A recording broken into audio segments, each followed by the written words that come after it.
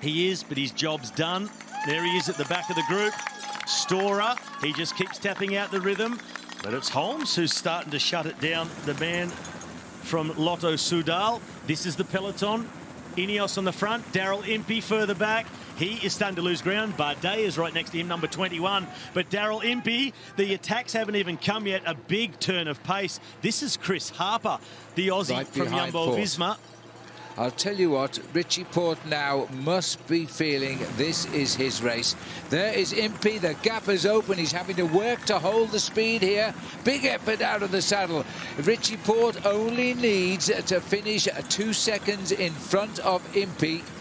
If he doesn't win the stage, if he wins it, it's a done deal anyway. Well, Impey's in trouble. The gap is there and it's opening. Elisonde putting in the big ones now. Richie Porte, he's poised. In his wheel is Simon Yates. It's going to be about Simon Yates now for Mitchelton Scott. Can he track Porte? Can he go with him and indeed hit over the top and maybe rescue the race for Mitchelton Scott? Everybody knows where Richie Porte attacks. It's the same place every year. He's won for the last 6 years on this climb. This is Tolhoek. The lead out.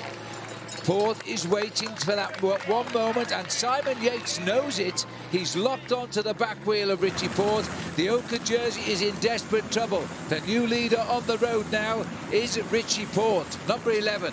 It's Antoine Tolhoek, the man on the front from Jumbo-Visma, teammate of George Bennett. Porte tracks him, Simon Yates. Behind him is Dylan van Baal, number 67 from Ineos, teammate of Rowan Dennis. Porte now to the front. He knows he's got rid of Impey. He just has to make sure that Simon Yates can't get away from him, while Michael Storer is trying to win a debut World Tour stage. Don't forget Michael Storer. He came through the young ranks in this country, in this very area. Now he's a top professional. Porte is poised. Yates knows what's going to happen. Yates, don't forget, is in the overall. Yates is looking for 13 seconds, but only 11 on Richie Porte, and there's a 10-second win bonus. Here comes the wind-up. This is where Porte normally goes. He's eased himself into it, but he knows he's riding for the overall. He's got to be willing this time to sacrifice the stage win to win the overall. Yates can track him. He's got a fast finish. Richie Porte, 6 times in a row he's won. If he is willing to give up a 7th ride tempo, he can win this race hands down. Well, this is the original breakaway they're cracking, but you know, Yates, if he jumps Porte and takes 10 seconds and gains a second, it's Yates who will win the race for Mitchelton Scott. Now here comes the revs up from Richie Porte. The king of Willunga is in action again. The gap is opened. Yates can't handle it. Richie Porte, this hill inspires him beyond belief. At 1 kilometre to go for the 7th year in a row, Richie Porte is ripping this race apart. Well, rampaging Richie on Willunga. There is the head of the race. Here comes Richie Porte. We're not sure if it's going to be enough to win the stage, if anyone can go with him, but Richie has released himself from the bunch.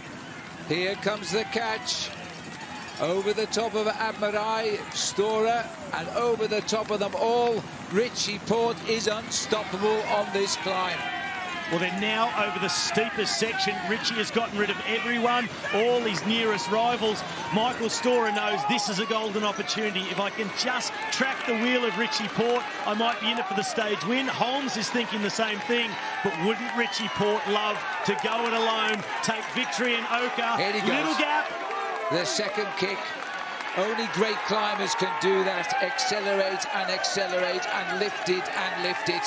Richie Porte, he is in control. The king is back in power. It's another, this will be a final Ochre jersey on his shoulders. Look at Holmes. He's doing well, this youngster from the UK. Well, the impressive Brit from Lotto-Soudal, he's been able to kick back across to the wheel of Richie Porte. 400 metres to go. It starts to flatten out. Richie would love to get a 7th win. He knows he's got his grip on Ochre. Can Holmes hang in and possibly come over the top of Porte? Well, he's looking like he can think about it, but I believe there's another kick in Richie Porte here as he comes up the steep part of the climb. Porte is going to get 10 seconds, but he's going to be challenged. It's Holmes. He might lose out to Holmes, and that is an incredible result for the young English rider on Lotto-Soudal.